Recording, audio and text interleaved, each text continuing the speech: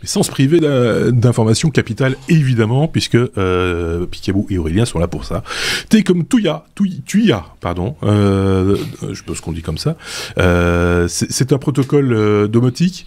Tu vas nous expliquer un peu ce qui se passe pour l'instant avec ce protocole, et peut-être résumer tout ce que c'est un protocole dans le domaine de la domotique, etc. rapidement. Dans le domaine de la domotique, alors domotique, on entend par là le fait de pouvoir contrôler sa maison à distance ou pas d'ailleurs, contrôler la maison même quand vous êtes dans votre maison, et surtout l'automatiser. Voilà, c'est un peu ça la domotique, c'est le principe de base.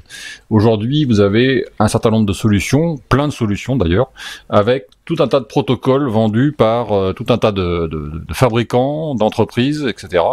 Et l'inconvénient de ces protocoles divers et variés, et de ces moyens de communication, donc ça peut passer soit par du Wi-Fi, soit par soit par du Bluetooth, soit par des réseaux filaires, mais aussi par des protocoles plus exotiques, on va dire, même s'ils sont très répandus, comme le Zigbee, par exemple. Donc tous ces protocoles, aujourd'hui, sont des choses différentes et qui ne fonctionnent pas entre eux, ou qui communiquent que très peu entre eux, sauf cas spécifiques de bidouillage de gens qui veulent mettre les mains dans le cambouis, qui arrivent encore à faire travailler entre eux certains protocoles pour les regrouper et les contrôler d'une seule main. Bon, ça arrive encore à se faire. L'une des sociétés qui fait des produits alors ils font pas des produits, qui développent un de ces protocoles, qui s'appelle Tuya, qui est un membre de l'ancienne association, de l'ancienne alliance Zigbee, s'est déclaré il y a quelques jours comme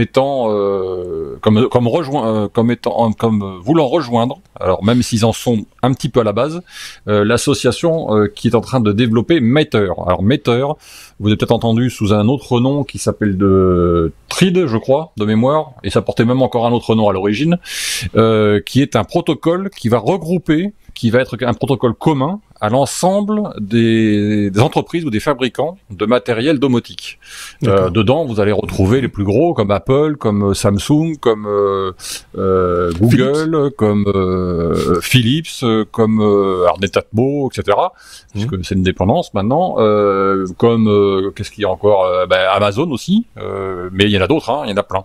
Et puis surtout, vous avez des petits fabricants qui fabriquent des produits qui sont des produits dont le développement logiciel, donc le firmware interne de ces produits, en fait, c'est Tuya qui le développe. Alors Tuya est une entreprise de la maison intelligente chinois qui en fait distribue ces solutions logicielles et qui sont intégrées dans des puces intégrées à tout un tas de matériel qui sont petits ou gros, différents ou variés. En France, par exemple, vous avez des marques comme Lidl, comme Action, comme Energizer, comme ce genre de choses qui utilisent ce genre de protocole et pour faire fonctionner le matériel en question dans la maison en termes de domotique. Par exemple, vous avez une application comme Smart Life sur les téléphones qui permet de contrôler ce genre de matériel.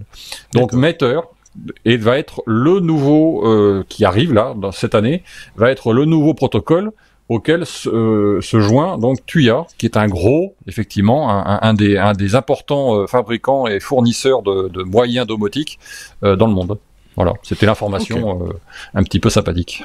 Ok, tout ça pour... c'est sympathique, oui, effectivement. Et évidemment, on retrouve là des marques. Souvent, on dit, tiens, je vais utiliser...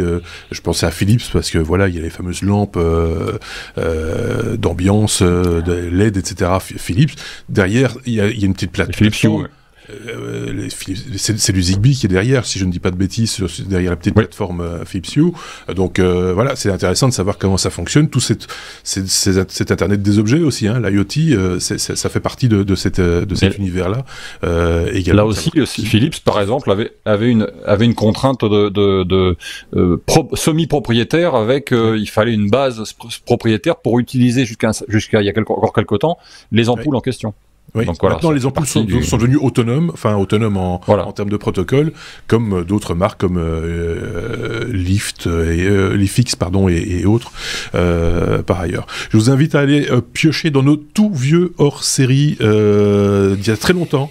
il y a presque 6 ans, si je dis pas de bêtises, 5 ou 6 ans, on avait fait toute une série de hors-série concernant la domotique et on avait parlé de protocole.